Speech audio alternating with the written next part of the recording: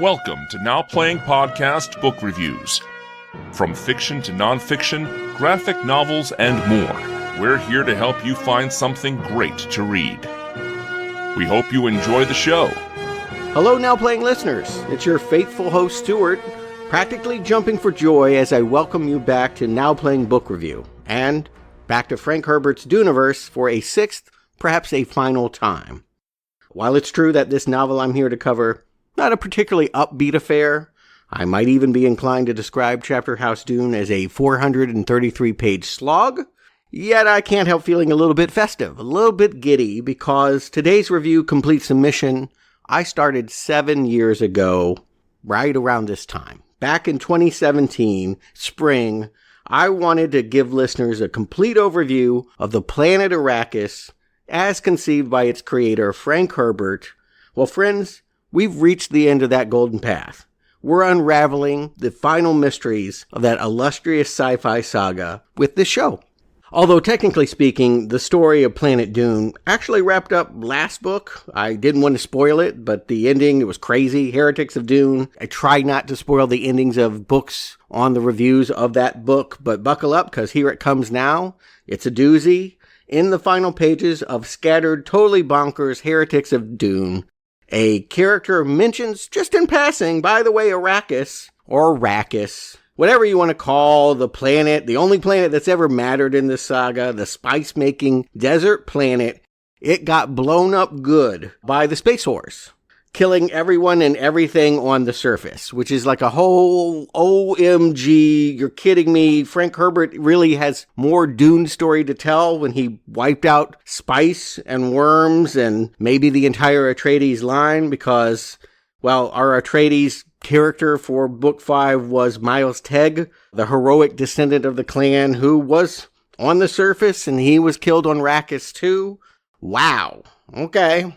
Well, damn, that sounds like one hell of a way to shake things up and get readers started in a new creative direction. I assumed that Book 6 was then going to be traveling far beyond the known universe that we've been reading for 5 novels, bring us new characters in new places, formulating a new culture, because you can't cover the same old ground when the ground literally is cosmic dust, right? It's not an option for Frank Herbert to repeat himself, nor is it within his character. Each Dune book has felt unique and singular. However, that was true until we get to Book 6. I am very wrong, and one of my great disappointments with this final Chapterhouse Dune concerns its overwhelming focus on former glory and sentimentality. The Bene Gesserit heroes of Book 5 are going to restore everything that seems lost at the end of Book 5. Not only do they manage to escape Arrakis' destruction, but they grabbed a sandworm on the way out, and so what they think is all they need to do is sprinkle some water on the worm, watch it explode into sand trout, wait for those parasites to drink up all the surrounding water, and they'll have a perfect facsimile of Arrakis and its spice production. Nothing must change. Everything has to be as it was in the past is the mission. It's always about recreating the old empire and casting fear and hate on new things. I think that's interesting and pivotal in this story. By the way, the title, Chapterhouse Dune, I think of it really as an ecological aspiration. We're on the Bene Gesserit homeworld. It's called Chapterhouse. And what they're trying to do is turn all their greenery and apple orchards. They're hoping that all dies off so that they can recreate Arrakis and the dunes. So it's really Chapterhouse into Dune is the transformation they're hoping to happen, which frankly feels like a real head in the sands move. I mean, forgive the pun, but when you kill something off, it should have stakes, to bring it right back in the next book, to act as if it doesn't even matter that, by the way, at the very end of the last novel, we did something dramatic, and now we're going to totally fix it. I think that's a cheat. I mean, if the rebels blow up the Death Star, you don't just rebuild a Death Star, right? You don't have movie 3 be the Death Star's back, movie 7, the Death Star is back. All right, I'm playing. Of course, it can and has been done. It seems to me like there would be another plan. That's all I gotta say, is that other ideas are welcome, and Frank Herbert usually is someone that innovates each time he writes a Dune novel, so why are we being so fixated on the past? Beyond the redundancy of it, this instant worm farm idea really kind of blows a giant plot hole in the whole saga. I really feel like we've been told repeatedly in all the earlier novels that conditions on Arrakis were unique and that spice production just couldn't be replicated anywhere. There were some bad guys. Actually, book 2, now that I'm thinking about it, they kidnapped a worm, they hauled it off somewhere. Their plan was this one. And nothing came of it. I assumed because you can't do it anywhere else. Think about it. God Emperor Leto, he would not have been able to gain the monopoly on spice production that he did. He would not have been able to subjugate the entire universe to his will if somebody could just wet a maggot and turned a random planet into a competing spice factory. That negates the idea that he held all the cards.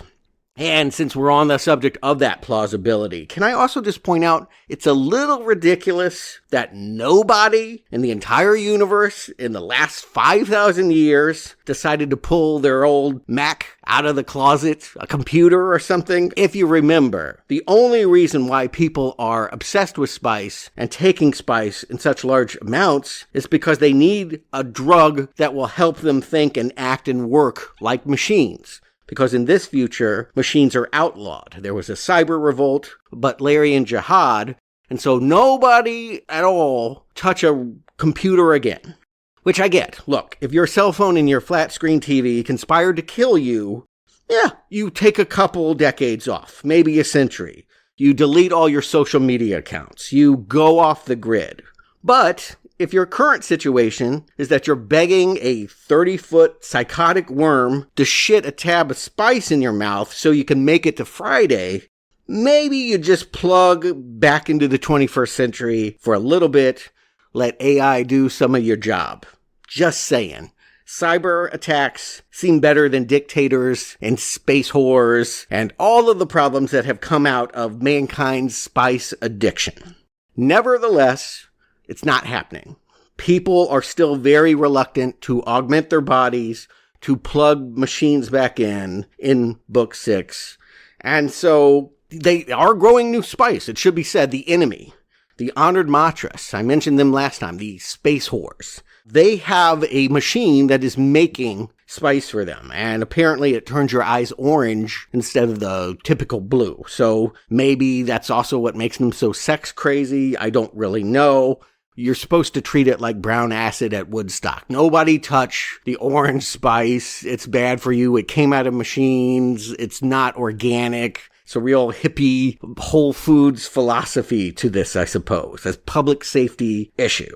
The Bene Gesserit, however, are convinced that they must restore spice production as it was, take this sandworm off the endangered species list, and so they are willing to tank their own ecosystem to do that. That's what's important here. Again, they live on Chapterhouse. It's a green, wonderful world.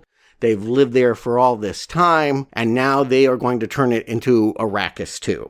Unfortunately for them, the oversexed Honored Matres enemies are not slowing down. Yes, they blew up Arrakis, and that was just the beginning of their universal conquest. As Book 6 is getting started, these space whores have destroyed more than 60 planets, and they've executed over 1,000 Reverend Mothers. And they're not going to stop until they find the secret Chapterhouse planet and destroy it and the worm and spice as well. I mentioned the Death Star earlier. I find that there really is a very Star Wars / Empire Strikes Back quality to this Book 6 setup. That the Bene Gesserit, they feel like the outmatched rebels who have gone into hiding in this inhospitable world. They're fearful of a planet-destroying weapon, which I look at the cover to my paperback, and I don't know how you don't think of the Death Star. There's a giant metal planetoid with a circular indentation, almost like a thumbprint on it, where I presume the laser pops out. I have accused Lucas in the past of taking some things from Frank Herbert and Dune, but it seems like Frank now is peeking over the shoulder of George and wondering how he can pass the test of pleasing sci-fi fans. It seems like he's run out of ideas and is now turning to Star Wars to fill in the gap. Which I say good. Steal more, actually. If there's a problem with Book 6, it's that he didn't rip Star Wars off enough, because this Chapterhouse Dune novel is a real snooze. So boring. It would really benefit from having some space opera verve to it. The pace of this storytelling has slowed to a crawl as we approach the finish line. At first, I thought this was a good thing, because if you recall last book, I had to restart it. I had to read it twice because it was such a frustrating, convoluted reading experience.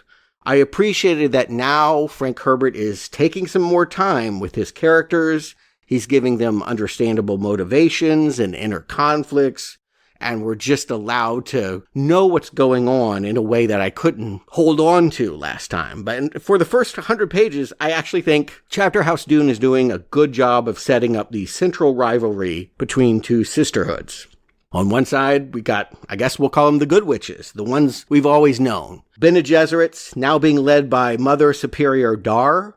I think it's really funny that the first chapter has Dar making a clone of her own father. She's trying to birth her own dad. And she's laughing about that irony too, but it's such a weird idea. The Bene Gesserit have taken the Ixian machines. They're breaking some laws there, but they are trying to make their own clones. They haven't had to do that in the past, but they really want, and specifically to recreate Dar's father, because he was Miles Tegg, that war hero from the Atreides line, who was a big factor in Book 5. I didn't bring him up too much in the last show because, well, you have space wars and who can compete, but Miles Tegg was a major player and a major hero, and he is a military genius who died a martyr at the end of that novel. And so, this is what I was saying at the beginning. If he died at the end of the last book, let's just bring him back in the first chapter of the new book, like nothing ever changed. I get why they'd want him back, because the thinking is we're going to have to find a way to stop the Honored Matres, and they're going around the universe blowing up all these planets. They need somebody to have a counterstrike. And you know what? I probably shouldn't call them space whores anymore, because Dar actually has put an end to that language. She sees it as a slur that is not correct. When we look at the other side of this battle, I will go by their given name. The Honored Matres are being led by a wicked woman nicknamed the Spider Queen. And her real name is Dama, but she'll chew you out if you call her that, because Honored Matres actually conceal their real identities until the very moment that they want to change you. That their whole method is, again, why that you might call them space whores, is they seduce men. And they get you into bed, and they're humping and grinding, and you're getting into the rhythm. And then once they lean into your ear and whisper their name, if she goes, "Hi, I'm Dama," that's it. Your mind is flipped. You're under their spell. You're going to do their bidding. So that's another reason why they're a threat. Not only are they blowing up planets, but when they encounter military men, POWs, they can, I guess, screw them into complicity. And so, yes, what makes women so evil in Frank Herbert's mind is that they have a strong sexual desire, that they use their bodies, not their minds, to influence people. I already called out in the last podcast that I think that's a little bit conservative and out of step. Even for 1985, when this book is being published, it feels like a sentiment that wouldn't be particularly positive or accepted in what typically has been a progressive series. I actually think it's hilarious. When we meet Spider Queen, she's actually screwing this monstrous man-cat hybrid called a futar. And it makes me think of the Thundercats. They're bred, I believe, to hunt and devour Reverend Mothers. But they're also literal animals in bed. So, again, if you're trying to demonize sex, Spider Queen having this feline with benefits relationship, it's even more funny to me because the futars talk in broken caveman sentences, and the pillow talk is hysterical here. Want back rub, want eat. me no like 69.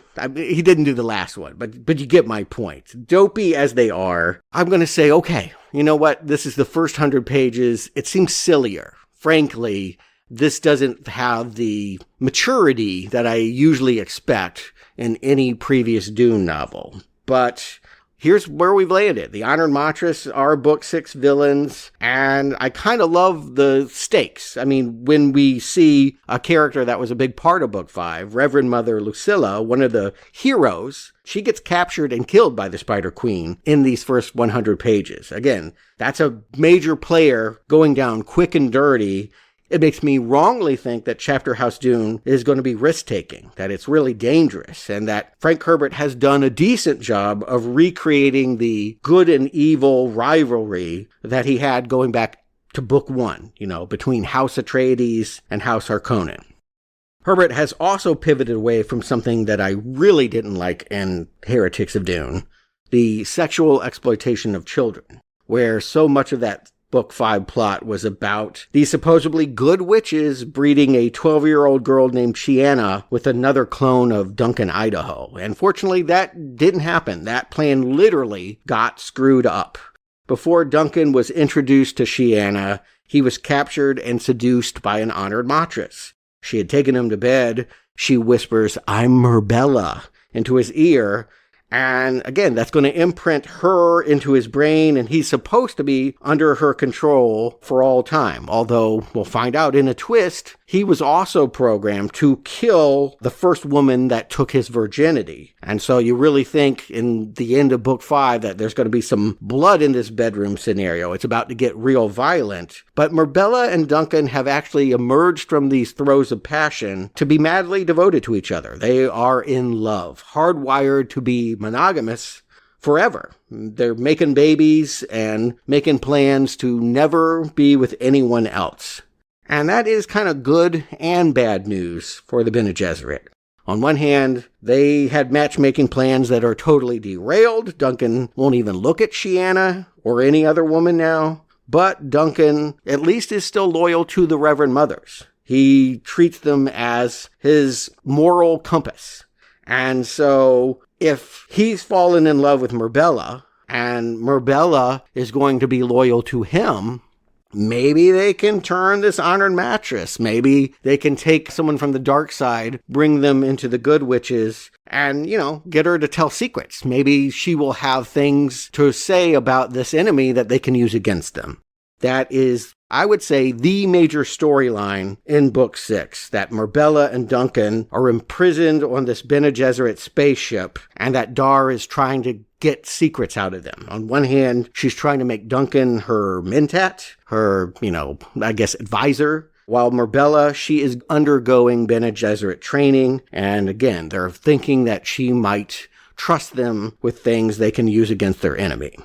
But I'm going to go ahead and jump to the end of Book 6. Murbella does join the crew. She does survive what is called the Spice Agony. We've seen that in the movies where they drink the water of life and they become the full Reverend Mother.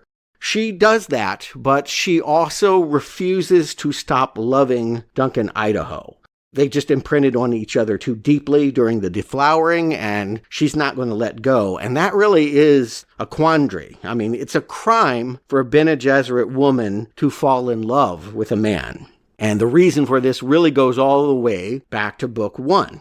If you recall, Lady Jessica, she fell in love with Duke Leto and gave her man a son because he wanted that and she loved him. But her sisterhood wanted her to create a daughter that they could marry off to the House Harkonnen family. And because she loved her husband more than she listened to her sisterhood, things really got screwed up. Plans that they had made, the Bene Gesserit, they calculate family trees for centuries beyond the current moment. They put it on Jessica's love as the reason why the entire universe fell under the enslavement of a giant worm. That we wouldn't have gotten God Emperor Leto had she just been more loyal to her sisterhood and not loved a man so much. So again, that is sentence to prison planet. If they find out that you love a man and aren't, just using love as a manipulation, if you're being ruled by your emotions, you're kicked out of the club. So so there's a real question mark lingering around this Marbella. On one hand, they need her, they want her, and she seems like she will be a good asset. But can they trust her to be loyal to these Bene Gesserit if she's going to stay loyal to Idaho? And there are some, it should just be said, that don't even like the fact that Duncan is still around. That he could be, like Paul, some kind of Kwisatz Haderach that will grow into a problematic leader, dictator. And there is an assassination plot. Some of the Reverend Mothers get together and attempt to assassinate Duncan, Idaho. It ends up getting called off. But yes, these lovers are potentially assets and threats.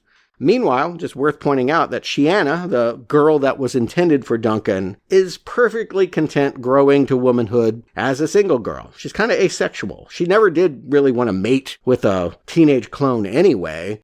Her real passion was worms. If you recall, all throughout Book 5, Shiana was commanding giant sandworms on Arrakis. They were giving her rides. They were obeying her beck and call. They really were her pet. And so she is spending Book 6 really focused on worms. As they're cultivating Chapterhouse into a desert planet, she's there hoping that the arid new climate is yielding healthy worms that are going to produce that natural spice. Readers might actually get the impression that Shiana is hostile towards Duncan. I know I did. As we're getting started here, it seems like bitter rivalry. But I'm going to just go ahead and jump to the end, because that's where the plot is. It's a big surprise that we'll find out in the end, these two are conspiring against the Bene Gesserit together. They're going to run away. Shiana is going to grab her baby worms, throw them in a shoebox or something, hijack the spaceship where Duncan is imprisoned, and they're going to jet off to some faraway land where they can be free. The idea is that nebulous. They don't really know what the future holds, but we know that Shiana does not want to be a Reverend Mother, and she longs, like Duncan, for her freedom.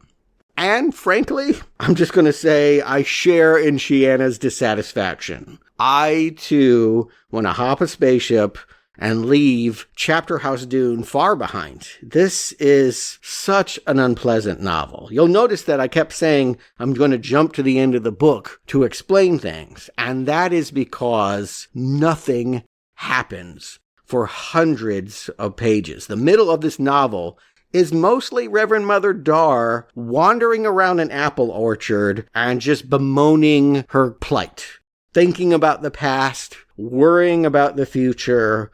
Will the new worms take to Chapterhouse? Will the clone of my father grow up and be as great a military leader? Should we trust Marbella? Should we trust Duncan? A little of that is character development. 200 pages of that is tedium. And here's just a basic creative writing advice for you out there. If all your characters in your story are doing a lot of this kind of hand-wringing, you should probably not focus on that moment in time, because it's not interesting. Tell the part of the story where they're actually doing something. Don't have a lengthy time where people are just griping and waxing nostalgic and thinking about what they might do in the future. I kid you not. There are 3 chapters devoted to Reverend Mothers raving about soup.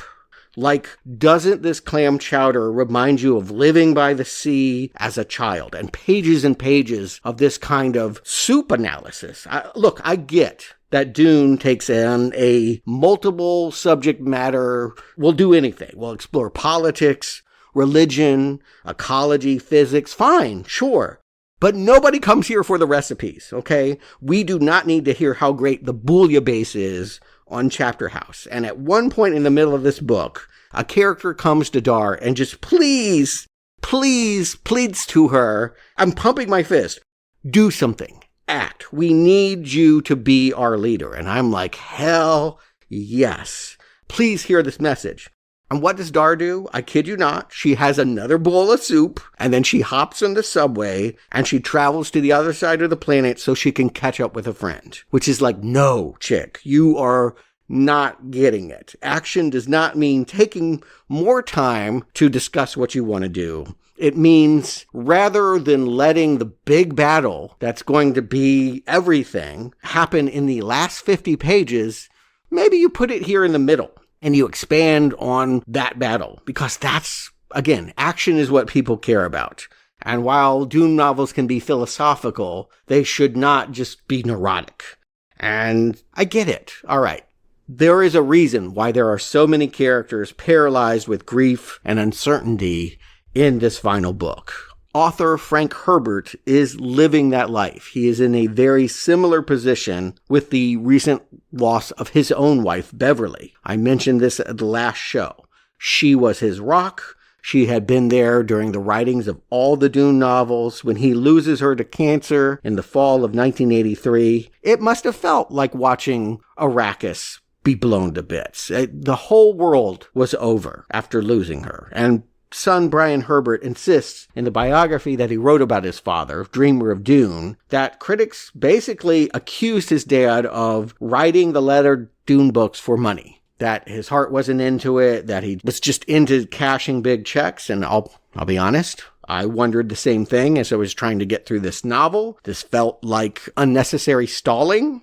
Brian insists that Frank loved spending time on Dune. He wanted to be here. He wanted to explore. But what he desperately needed, frankly, was a break. He wanted to write other things. He needed to recharge his creative batteries.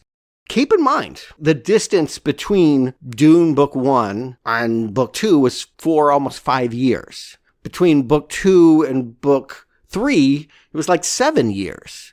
And he wrote lots of other things there. But because Frank is motivated, yes, by big checks, because the only thing that is really selling is Dune novels with Frank Herbert's name on it, yes, there will be no long breaks between Dunes. Again, this is coming 2 years after that last, what I would call unsuccessful Heretics of Dune book. And he's got debts. Just a bit of information you wouldn't know unless you read the biography Dreamer of Dune. But Frank Herbert has been building a very large mansion on a Hawaiian island for the last 5 years. And his hope was that he and his wife Beverly could retire there. And as typically is the case in these things, construction went wildly over budget, and the IRS started calling about taxes. Beverly, it's so painful. She doesn't even live to see its completion. And again, I have to find a way to pay for all of this. And certainly not going to be coming from Hollywood. It's also worth pointing out, amid all of this other tragedy, the David Lynch film has been a huge Christmas 1984 flop. So everything that Frank Herbert was banking on, Oscars, lucrative merchandise tie-ins, his involvement in writing sequels, there is no acclaim, there is no more money. Frank must rush out a new Dune book, whether he feels inspiration for it or not. And to hear the son describe it, he really just wasn't into writing this novel and was experiencing terrible writer's block throughout this time period. So I get that the author was not in a great place to dazzle his audience. I'll even offer that grief can sometimes be a great theme to explore. Think of Empire Strikes Back, the best Star Wars movie. Part of what makes it so intriguing is that the rebels are losing, that there is this darker exploration of the characters' souls, and that they're being hunted. I think you can take what Frank was feeling and apply it to his characters and have something really interesting, dramatically speaking. I think Frank Herbert was trying to do that, but what he ends up doing is crying into bowls of soup for pages and pages and pages, and making readers drink the broth. He hadn't had the proper distance to have perspective on his own loss, and so he couldn't offer anything for the character's loss either. The loss of Arrakis, the loss of life between the characters. It was stalling. This is a novel about people fretting and stalling. And perhaps the most disappointing thing about Chapterhouse Dune is that Frank Herbert wasn't thinking this was going to be the end. This wasn't designed to be the last Dune novel from him. He was going to keep having big paydays. It was his expectation to at least write a book 7, and he just didn't live to do that. So unfortunately, he teases the ending of Chapterhouse Dune with a cliffhanger. We're just left with a lot of ambiguity about what is going to happen next. I'm going to go ahead and spoil it. I already told you I don't like to tell you the end of books when I'm doing the podcast, but it's not much of an ending anyway, and this is the last show, so let me just get to it, okay? So we have this epic space battle that comes in the last 50 pages, as I mentioned, in which the reborn Miles Tegg clone, who was once a great military leader and is now like a 10-year-old brat, but somehow he's leading an army of millions against the Honored Matres. And it seems like he's winning. It seems like he's still got the skills. He's still able to strategize, and he breaks down their defenses, and it seems like a pretty decisive defeat. And then you realize it was a trap, that Reverend Mother Dar gets killed, and it seems like Marbella, who was the Honored Matres who had taken the Bene Gesserit classes, she was now turning around and betraying the Sisterhood and returning to her roots. And wow, that's really dark. This thing is gone black as midnight, but nope. Then she betrays the Spider Queen and kills her as well. And essentially, this makes her the head of both factions. Not unlike Paul Atreides at the end of book 1, Marbella suddenly is lined up to be Reverend Mother, Honored Matres, leading them all and insisting that the two warring women make good. Like literally she tells them, you're going to love each other. That is my decree as your new ruler, is that you must hug it out. Love is not something the Bene Gesserit do. If I haven't made that clear already, they are definitely not going to love an enemy that is blowing up their worlds. And the Space Wars, maybe they'd be up for a big gangbang or something, but they're not going to be in the same room as their enemy and not display aggression. So you got two very vocal groups that are listening to their new leader and saying, not going to do it. And so the ending of this novel is that all the dissenters get on the spaceship with Shiana and Duncan that I mentioned already. Those two were going to run off together. They throw in a whole lot of other people. We got Miles Tegg, the kid military leader. We got some really pissed off Bene Gesserit sisters. We've got a tribe of Jewish people. This was an interesting addition, but somehow Frank Herbert wanted to work in here that Judaism has survived through all this time, and that we have a rabbi and his daughter taking their secret knowledge and, Jewish tradition, the Torah, all of that stuff, and taking it into outer space with all these other characters. Seidel, the face dancer villain from book 2, is somehow the last living Bene Talaxiu. He's getting on board the ship too. And he's carrying a whole bunch of genetic material in his pocket, which leads you to believe that, well, wouldn't you know it, he's going to regrow House Atreides, because everything old must come back again, because the Bene Talaxiu actually were the only group that liked being under the rule of the worm. They actually believed his hype. They thought he was a god. And so I'm assuming Seidel is going to grow Paul, or maybe his son Leto again, bringing them back from the dead, and we'll just have the same story we did in book 4. I don't know. Chapterhouse Dune, it leaves Marbella eating soup. I kid you not. This is like the last image. She's eating soup on the Bene Gesserit homeworld, talking about restoring old Emperor values, and her enemies are flying away with the worm. Why it's really a problem for her. It'd been one thing if they had just said goodbye, we don't like you, but they took away her ability to make natural spice, and it sounds like she wants to get them, and maybe even violently. And that's how it ends. She's going to get them, and we don't know what that looks like or how that will be, because there was supposed to be a book 7 to answer that. And no, Frank Herbert does not live to write it, sadly. His son Brian, he just believed his dad couldn't live without Beverly, that he lacked purpose, that his last year on life was really a tragic downfall. It started really with some mania that Frank had gone on book tour for book 5 and fallen in love with his 20-something publicist and bought her a Porsche, and they got engaged. They were making honeymoon plans to hike Mount Everest together, which is, I just want to remind you, this is a 65-year-old man with some real big health problems.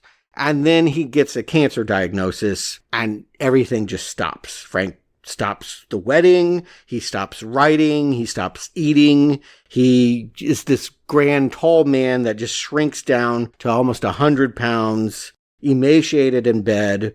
They do try a series of painful surgeries But within a matter of months, he goes from this manic, I'm going to live forever, to dying of a pulmonary embolism 1 year after the publication of Chapterhouse Dune, actually.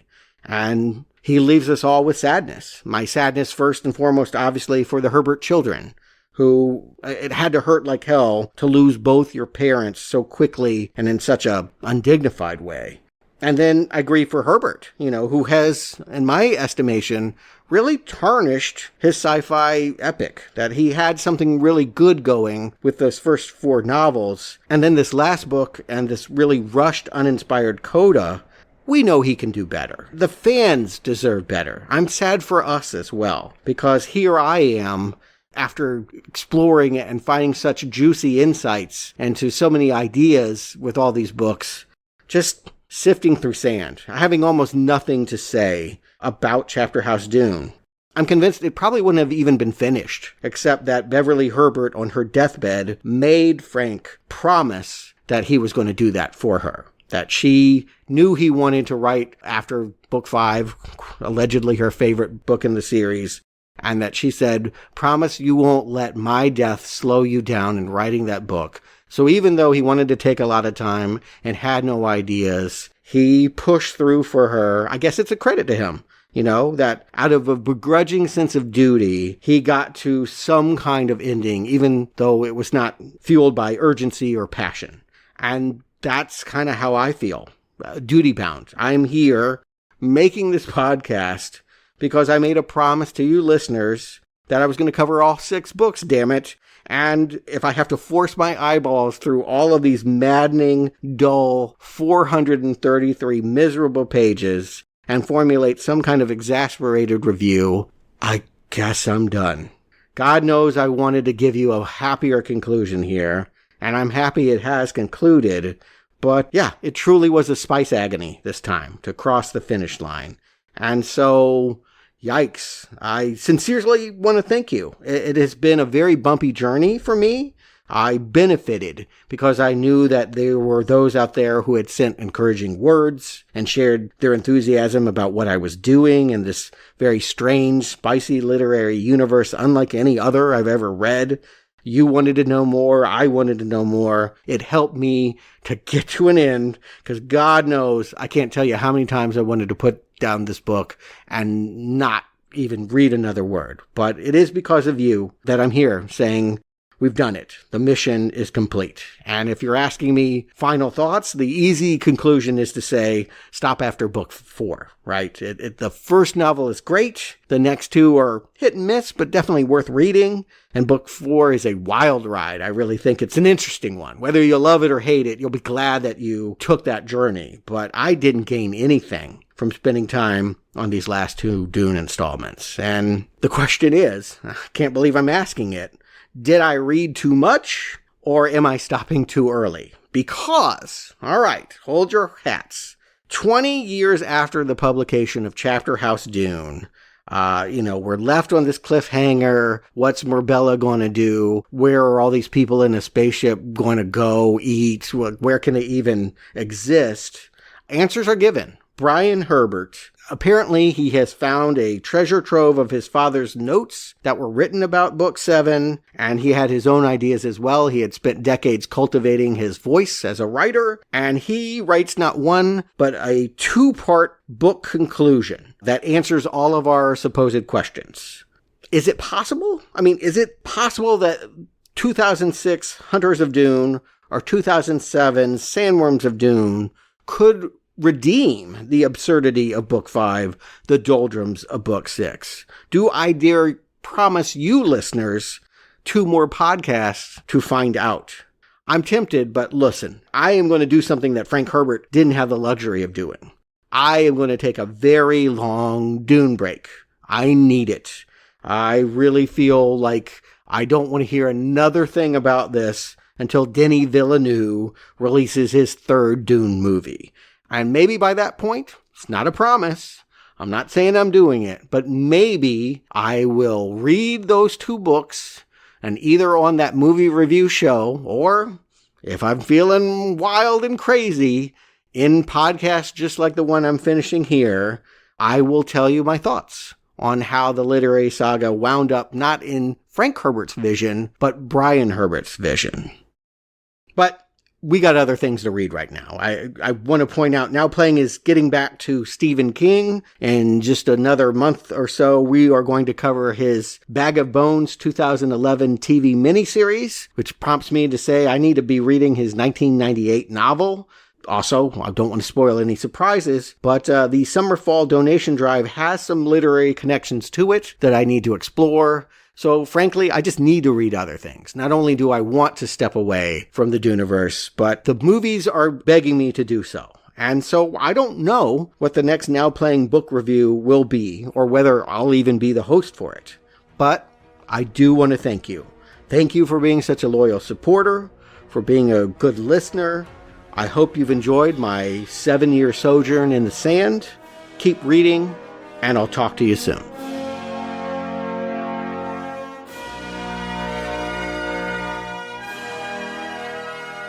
Thank you for listening to Now Playing Podcast Book Reviews. We hope you've enjoyed this podcast. In the archives at nowplayingpodcast.com, you can find more than 150 more book reviews, including many of the works of Stephen King, the Ian Fleming Bond books, the Planet of the Apes novels, Frank Miller's The Dark Knight Returns, and many more. This episode of Now Playing Podcast Book Reviews is copyright 2024, Venganza Media Incorporated, all rights reserved. And no part of this show may be reproduced, repurposed, redistributed, or modified without the express permission of Venganza Media Incorporated.